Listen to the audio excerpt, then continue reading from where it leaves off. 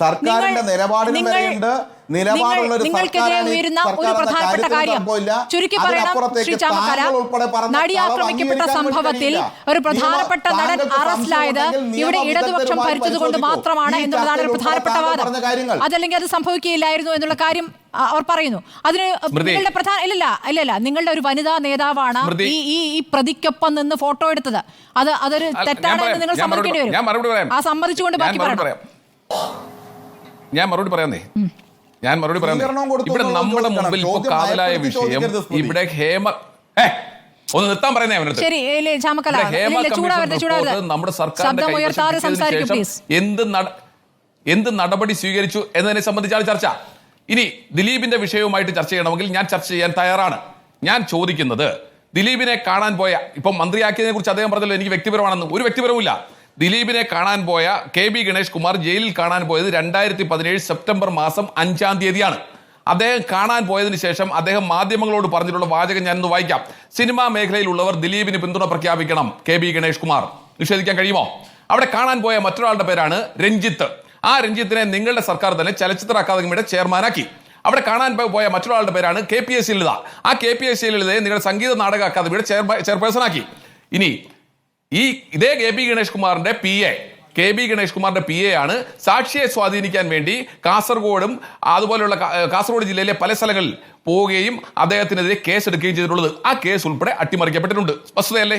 ഇനി ഞാനൊന്ന് ചോദിക്കട്ടെ, ഇവിടെ KB ഗണേഷ് കുമാറിനെ കുറിച്ച് പറയുമ്പോൾ താങ്കൾ ചോദിക്കുന്നത് എന്താണെന്ന് ആ റിപ്പോർട്ടിന്റെ 136-ാമത്തെ പേജ് ഒന്ന് എടുക്കണം.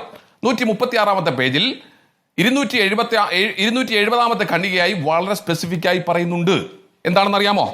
The above artist had to live. ആ ആർട്ടിസ്റ്റിന് അദ്ദേഹം സിനിമയിൽ നിന്ന് മാത്രമല്ല, സിനിമയിൽ നിന്ന് പുറത്തു വന്നതിന് ശേഷം അദ്ദേഹം സീരിയലിലേക്ക് വന്നപ്പോൾ അവിടെയും അദ്ദേഹത്തിന്റെ രക്ഷയുണ്ടായില്ല. By using Atma which is an association in serial also. During that time, the president of the said association was an actor in cinema also. ആരായിരുന്നു? KB ഗണേഷ് കുമാർ ആയിരുന്നു. അപ്പോ സിനിമ വിട്ട് സീരിയലിൽ ചെന്നപ്പോൾ അവിടെ പോലും നിൽക്കാൻ സമ്മതിച്ചില്ല എന്ന് സ്പെസിഫിക് ആയി പറഞ്ഞിരിക്കുന്ന 10 മുതൽ 15 പേരുടെ ഗുണ്ടാ സംഘത്തിൽപ്പെട്ട ഒരാളിനെ സംബന്ധിച്ച് അദ്ദേഹം ആരെന്ന് വ്യക്തമാകുന്ന റിപ്പോർട്ട് സംസ്ഥാന സർക്കാരിന്റെ കൈവശം ഇരിക്കുമ്പോഴാണ് KB ഗണേഷ് കുമാറിനെ മന്ത്രിസഭയിൽ എടുത്തിട്ട് എന്നിട്ട് ഇവിടെ ഒന്നങ്ങ് ചാരിത്രം വിളമ്പുക. ഉളുപ്പ് വേണ്ടേ? ലേശമെങ്കിലും ഉളുപ്പ് വേണ്ടേ? ഉണ്ടാവില്ലല്ലോ. സഖാവായി പോയില്ലേ. സഖാക്കന്മാർക്ക് എവിടുന്നാ ഉളുപ്പുണ്ടാവുക? അപ്പോ ഇത്തരത്തിൽ വന്ന് ഇങ്ങനെ ന്യായീകരിക്കാൻ നിൽക്കരുത്. ഈ റിപ്പോർട്ട് കയ്യിൽ കിട്ടിയതിനു ശേഷം ഇതുവരെ ഒരു നടപടിയും എടുക്കാതിരുന്നിട്ട് ഇതിന് പഴയ കാര്യങ്ങളെ കുറിച്ചൊക്കെ പറഞ്ഞിട്ട് എന്താ കാര്യം? നിങ്ങൾ ആ ദിലീപിനെ ഉൾപ്പെടെ അറസ്റ്റ് ചെയ്യാനിടയായ സാഹചര്യത്തെ കുറിച്ച് എന്താ പറയുന്നത്? അന്ന് PT തോമസ് ശക്തമായ നിലപാടെടുത്തതുകൊണ്ട്, സിറ്റി പോലീസ് കമ്മീഷണറെ തുടർച്ചയായി വിളിച്ചതുകൊണ്ട്, ഇല്ലെങ്കിൽ ഇതും ഒരു പക്ഷേ ഒത്തുതീർപ്പിലേക്ക് പോയേനെ. ഒരു പക്ഷേ, എനിക്കറിയില്ല. ഏതായാലും അവിടെ ഇച്ഛാശക്തി കാണിച്ചത് PT തോമസ് ഉൾപ്പെടെ അന്നുണ്ടായിരുന്ന ലാൽ എന്ന സംവിധായകൻ ഉൾപ്പെടെ കൃത്യമായി നിന്നതിന്റെ അടിസ്ഥാനത്തിലാണ്. നിഷേധിക്കാൻ കഴിയുമോ? അപ്പോ ഞങ്ങളതും ചെയ്തു പോലും. നിങ്ങൾ ചെയ്തു. എന്താ?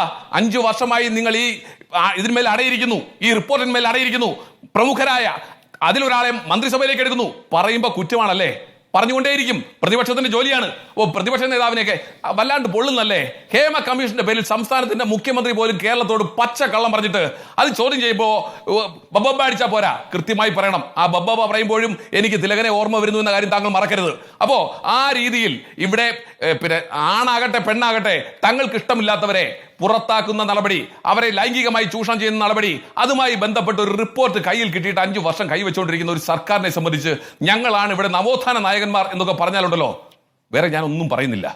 പറഞ്ഞാൽ കൂടിപ്പോകുന്നുള്ളതുകൊണ്ട് ഞാൻ അതിന്റെ മറ്റു വശങ്ങളിലേക്കൊന്നും കിടക്കുന്നില്ല. ലേശം ഉളുപ്പ്, ലേശം തൊലിക്കട്ടി.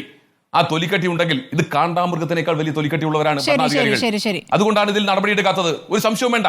അപ്പോ എന്നിട്ട് ന്യായീകരിക്കാൻ ഇറങ്ങിയിരിക്കുക. ഉളുപ്പ് വേണ്ടേ? ഡിവൈഎഫ്ഐയുടെ പ്രതിനിധിയാണെന്നല്ലേ പറയപ്പെടുന്നത്. നാണം വേണ്ടേ? മാനം വേണ്ടേ? അഭിമാനം വേണ്ടേ? കോൺഗ്രസ്സുകാരാണ്. ഞങ്ങൾ ആ നിലപാട് സ്വീകരിച്ചിട്ടില്ല.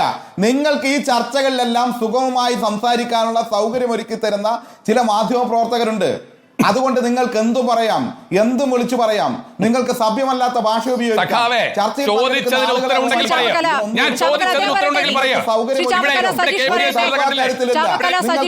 വിളിക്കാം. മാന്യതയുടെ ഒരു പരിഗണനയും വേണ്ട. അതിനെല്ലാം കേൾപ്പിക്കാൻ സൗകര്യം ഒരുക്കി കൊടുക്കുന്ന ചില മാധ്യമ പ്രവർത്തകരുണ്ട്. ആ സൗകര്യത്തിന്റെ അടിസ്ഥാനത്തിൽ നിങ്ങൾക്ക് എന്തും വിളിച്ചു പറയാം. പക്ഷെ അടിവരയിട്ട് ഞാൻ പറയുന്നു, ഇവിടെ അവതാരക ഉൾപ്പെടെയുള്ള ആളുകൾ ഇവിടെ മുഖ്യമന്ത്രി പറഞ്ഞ കാര്യത്തെ തെറ്റായി വ്യാഖ്യാനിച്ചു. നിയമപരമായി നിങ്ങൾ പരിശോധിച്ചോ, നമ്മളിവിടെ വായിച്ചതാണല്ലോ, നിയമപരമായി പരിശോധിച്ചോ, അതിൽ വളരെ കൃത്യമാണ് എന്ന് വ്യക്തമാവും. അല്ലാതെ പ്രതിപക്ഷ നേതാവ് വി.ഡി. സതീശന് പറയുന്ന കാര്യങ്ങൾ മാത്രമല്ല, അത് ഏറ്റുപാടാനുള്ളതല്ല നിഷ്പക്ഷ മാധ്യമ പ്രവർത്തനം എന്ന് പറയുന്നത്. അവർ ചെയ്ത കാര്യങ്ങൾ കൂടി ചോദിക്കാൻ വേണ്ടി പ്രതിപക്ഷ നേതാവ് മുഖ്യമന്ത്രിയും ആര് ശരി പറയുന്നു അവരോടൊപ്പം ജനം നിൽക്കും, ആര് ശരി പറയുന്നു അവരോടൊപ്പം ജനങ്ങൾ നിൽക്കും. ഇവിടെ പ്രതിപക്ഷ നേതാവ് പറഞ്ഞാണ് ശരിയെന്ന് കേരളീയ സമൂഹത്തിന് ബോധ്യപ്പെട്ടു. അതുകൊണ്ട് തന്നെ മുഖ്യമന്ത്രി വിവരക്കേട് പറഞ്ഞാൽ അത് തെറ്റാണെന്ന് പറയും, മുഖ്യമന്ത്രി കള്ളം പറഞ്ഞാൽ അത് കള്ളമാണെന്ന് പറയും. ശരി, ശ്രീ സജീഷ്, ഇപ്പോൾ കെ ബി ഗണേഷ് കുമാറിന്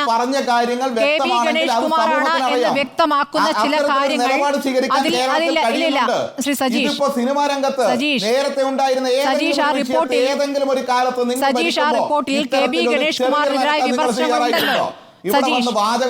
സജീഷ്, അതിൽ കെ ബി ഗണേഷ് കുമാറിനെതിരായ മൊഴിയുണ്ടല്ലോ, ആ വരികൾ സർക്കാർ വായിച്ചിട്ടുണ്ടല്ലോ. ഞാൻ ചോദിക്കുന്നു, പാരഗ്രാഫ് 270 പറയുന്നത് കെ ബി ഗണേഷ് കുമാർ ആരെയാണ്? അദ്ദേഹത്തിന്റെ മന്ത്രിസഭയിൽ സജീഷ് എങ്ങനെയാണ് വ്യാഖ്യാനിക്കുന്നത്?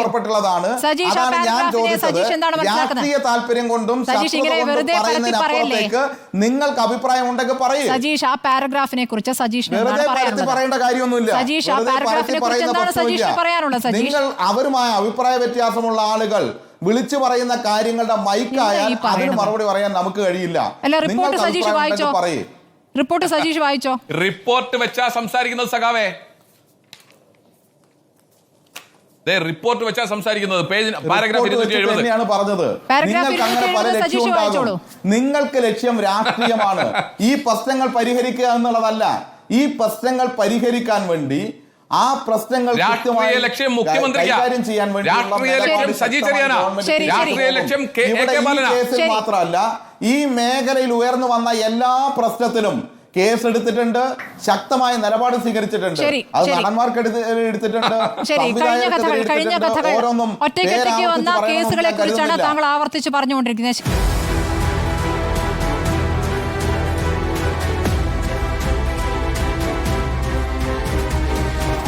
Debate with Smriti Parthikad.